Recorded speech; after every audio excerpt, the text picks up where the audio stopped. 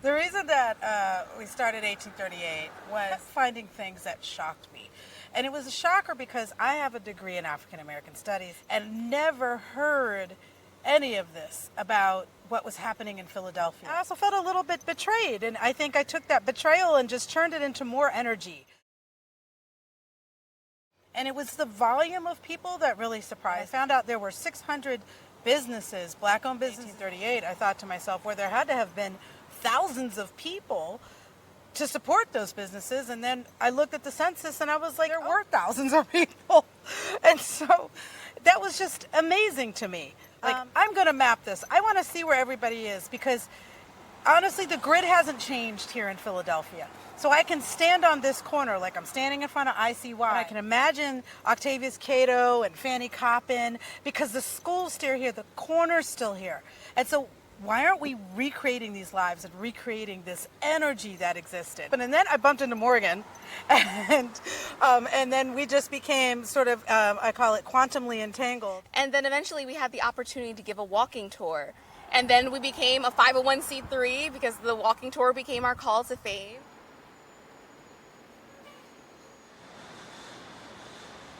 I suggested that Morgan and Michiko take the research that they had been doing and breathe it into a tour. Documents are incredible, but you need storytellers and you need analysts.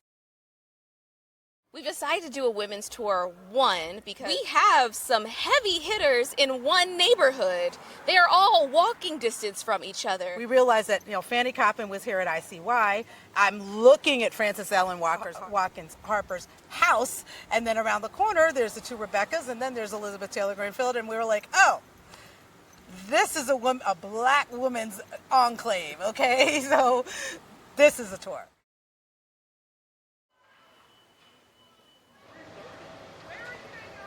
Elizabeth Taylor Greenfield, better known as the Black Swan, was a phenomenal operatic singer. She was raised in Pennsylvania and was internationally renowned, so much so that she performed frequently in front of the Queen of England.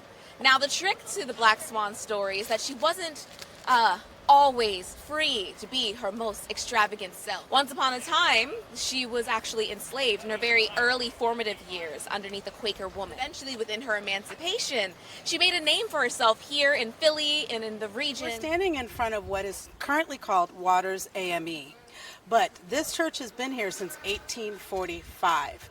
It was one of the first Baptist churches in the city. It was originally called Shiloh Baptist. So all of that you see behind me was built with black dollars.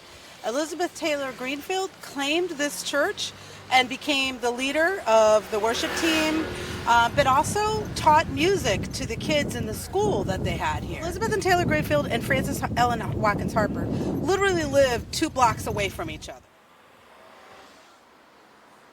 Frances Ellen Watkins Harper, we're standing in front of her house.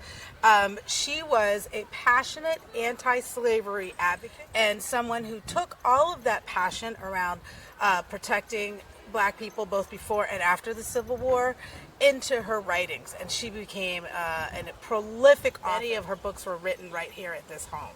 She's originally from Baltimore, had somewhat of a difficult early life even though she was born as a free woman. And she was able to publish her first poem in Baltimore when she was 16 years old.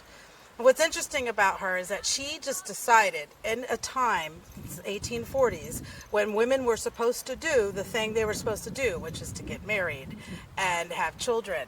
And instead of doing that, she kept writing. And she kept writing until she was 35. And then she got married. So that was pretty difficult for her. She came back to Philly. And eventually she was able to buy her own home. And this home she bought in 1871. They held events together. We noticed one in the archives really recently that was taking place at Mother Bethel AME, where Elizabeth Taylor Greenfield, she was the opening and closing performance. And then Frances Ellen Watkins Harper, she gave a poem or a speech to follow suit. That a lot of times there's focus on exceptional individuals like William Still, but then you're not looking at the community of people and what they did as well. So we're trying to elevate those stories of what Morgan calls the extraordinary ordinary. The work that Morgan and Michiko are doing weaves together the documents. And then they do imaginative storytelling that helps you feel the drama. They're incredible. 2, 1. 1838 Black Metropolis! Woo!